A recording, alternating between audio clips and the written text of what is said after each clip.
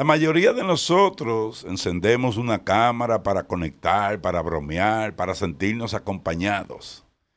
Pero ¿qué pasa cuando esa ventana al mundo se convierte en el registro de tu último segundo de vida? Hoy no les traigo teorías, les traigo la cruda realidad de lo que significa estar vivo en el lugar equivocado y en el momento equivocado. Vamos a hablar de César Gastelum, de una guerra que no perdona ni los likes, y de cómo el entretenimiento puede transformarse en una pesadilla en cuestión de milisegundos. Quédense, porque esto es solo la punta del iceberg de lo que está pasando en las calles de México. Todo ocurrió ayer martes en la ciudad de Culiacán, Sinaloa. Para los que siguen de cerca las noticias de la región, saben que Culiacán no es cualquier lugar. Es el epicentro de una tensión que se siente en el aire. César Gastelum estaba haciendo lo que miles de jóvenes hacen hoy en día, un live stream por Instagram. Estaba con amigos, relajado, simplemente pasando el rato en la calle. En el video, que por respeto y seguridad no vamos a mostrar, pero que las autoridades ya tienen bajo lupa, se ve la normalidad más absoluta, risas, comentarios de sus seguidores en pantalla y de pronto el sonido que nadie quiere escuchar.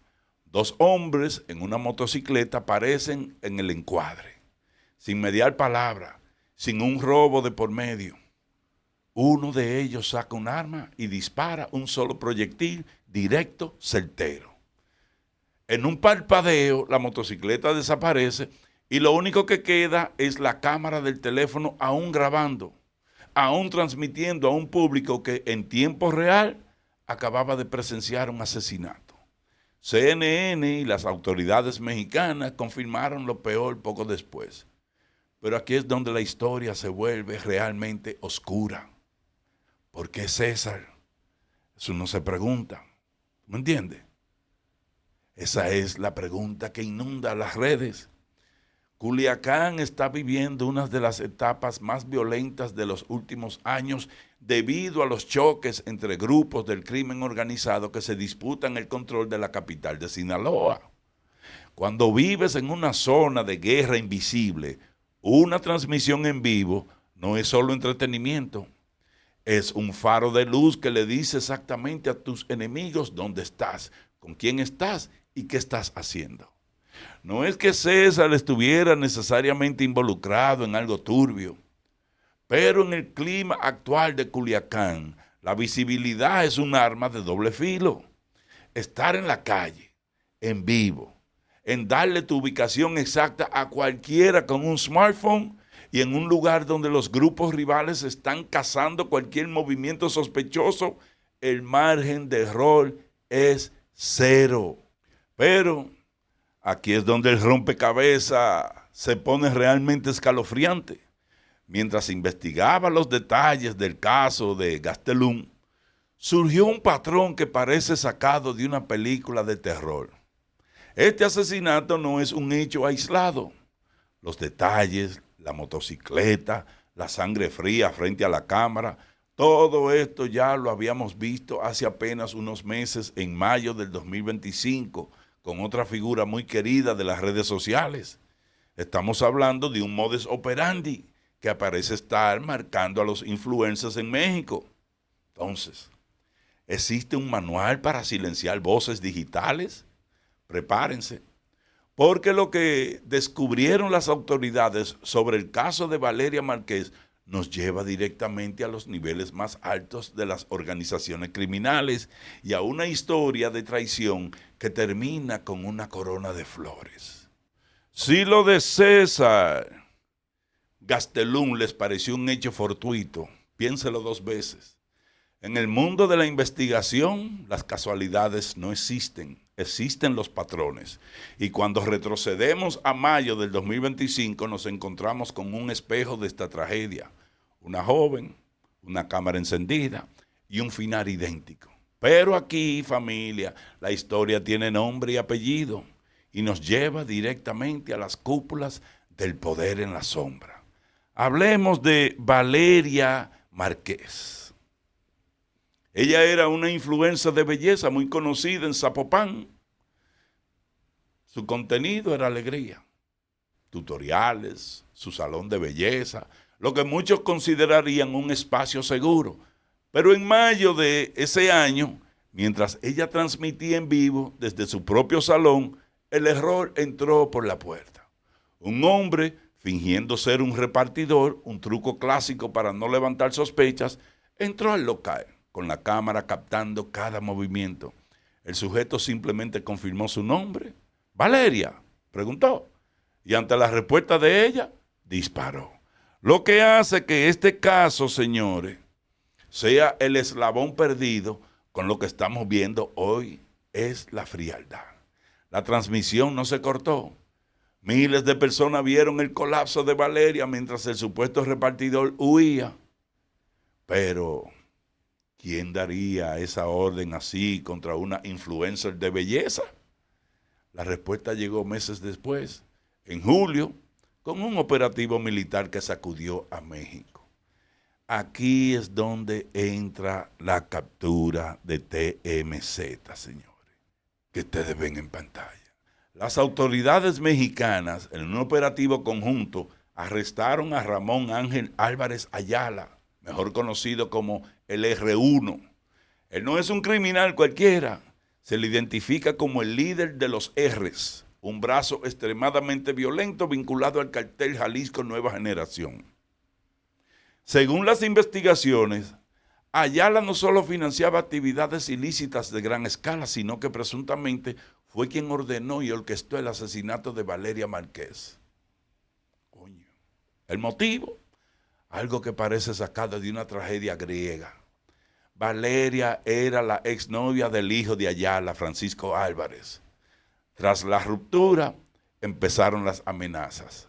Francisco desapareció del radar, pero su padre, el R1, presuntamente decidió que la visibilidad de Valeria era una afrenta que debía terminar.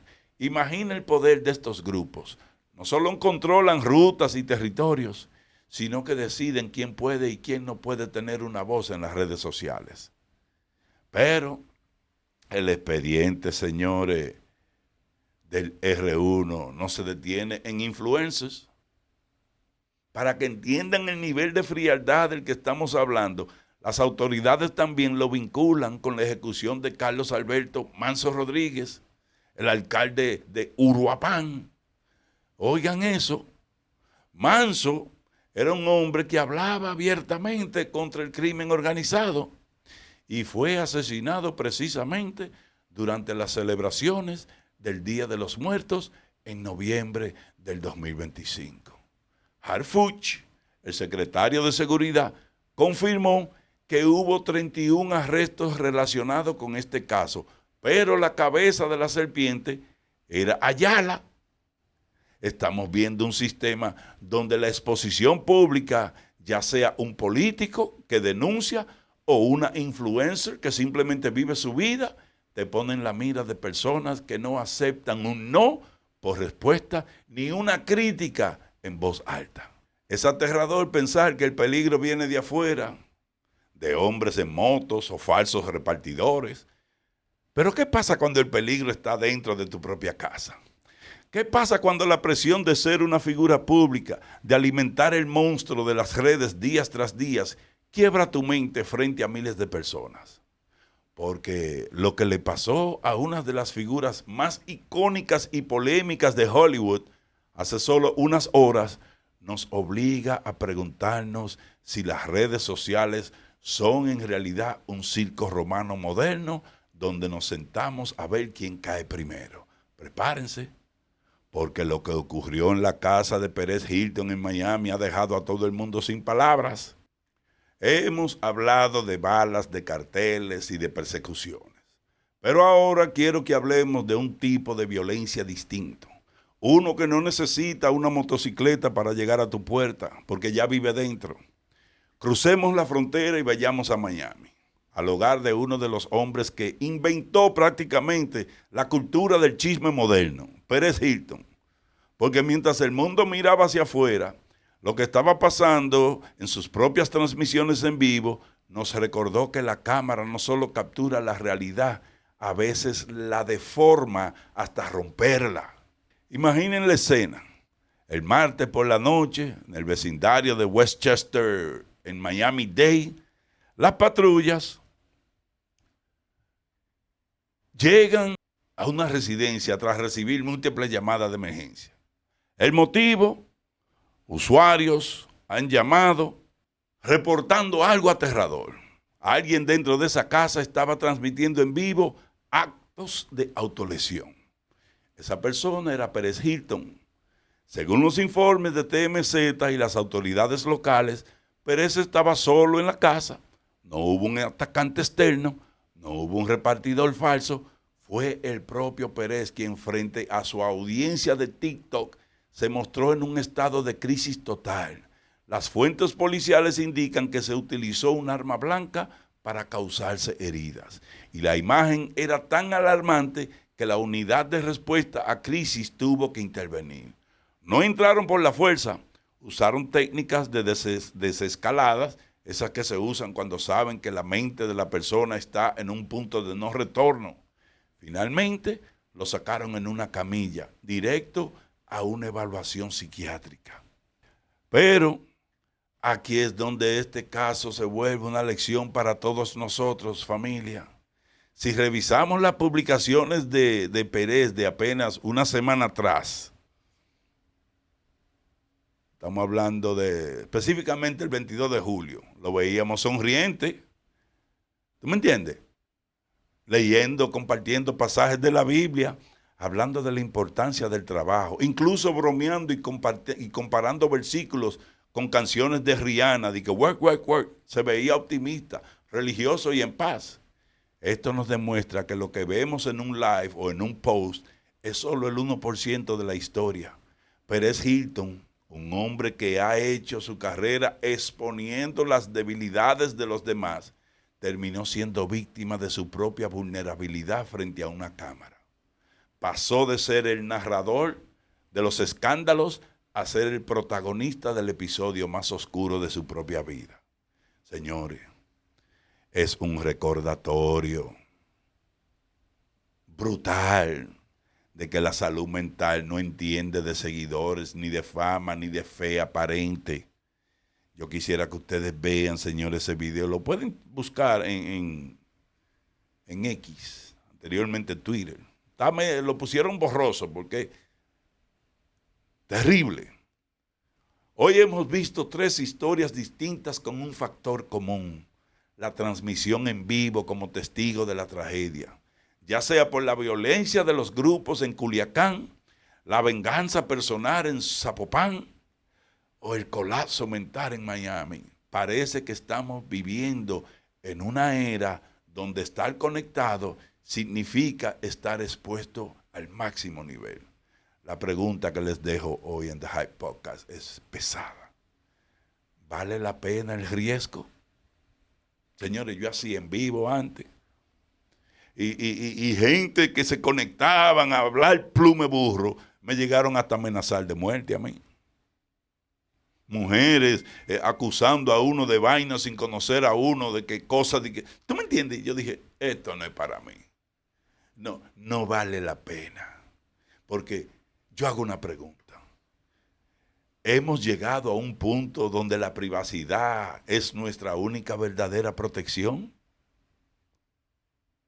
Y yo traté de volver a hacer en vivo, y desde que me conecté 1 o 2 días, de una vez vinieron los chismosos a decirme, ay, porque no me gustaba cuando hablaban, qué sé yo qué, en otros canales. Y yo dije, eso es, por eso es que yo no hago en vivo.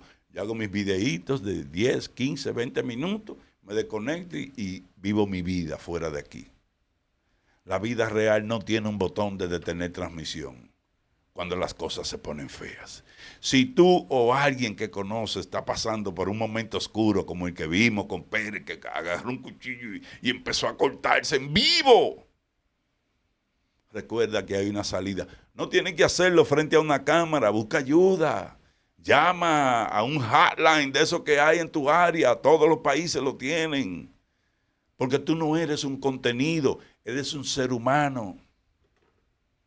Coño, Gracias por acompañarme en este reporte especial de noticias en desarrollo. Yo no acostumbro a esto, pero como ustedes saben, uno tiene que traer las noticias. Soy Mike, esto es The Hype Podcast. Nos vemos en el próximo episodio. Cambio y fuera.